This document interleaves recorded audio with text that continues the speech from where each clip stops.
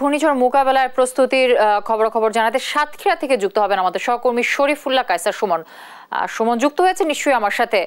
সুমন, উপকূলের পরিস্থিতি এখন আসলে কেমন দেখছেন এবং ঘূর্ণিঝড় মোকাবেলায় কি ধরনের ব্যবস্থা নেওয়া হয়েছে আপনার সেখানে জানাবেন। জ্যোতি, ধন্যবাদ আপনাকে। আমি উপকূলীয় যে সাতক্ষীরার আশাশুনি উপজেলা তার একদম শেষ প্রান্তে আমি দাঁড়িয়ে আছি প্রতাপনগরে। এই মাটি বারবার ক্ষতবিক্ষত হয়েছে দুর্যোগে। সারা দিনই বলে আসছি যে এখানকার মানুষ কিন্তু বেশ আতঙ্কিত এবং এই অবস্থায় এখন ৩ নম্বর সতর্কতার সংকেত চলছে। প্রশাসনের প্রস্তুতিও আমাদেরকে জানিয়েছেন, কিন্তু দুর্ভাগ্য হচ্ছে এই যেখানে দাঁড়িয়ে আছি এখানে কিন্তু আশ্রয় কেন্দ্র নেই। এখন এখানে মানুষ যে কোথায় উঠবে কোথায় যাবে তা নিয়ে কিন্তু একটা আতঙ্ক বোধ মানুষের মধ্যে সৃষ্টি হয়েছে।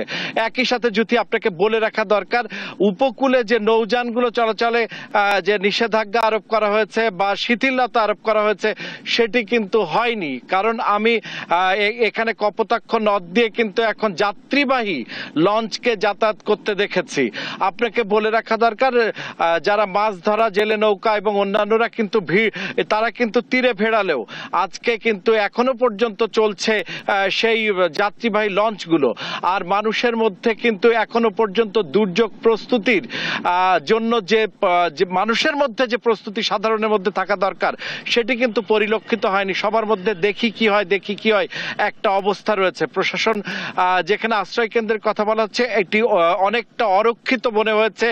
এই সাতক্ষীরার এই প্রতাপনগরকে কিন্তু বেশ অরক্ষিত মনে হয়েছে।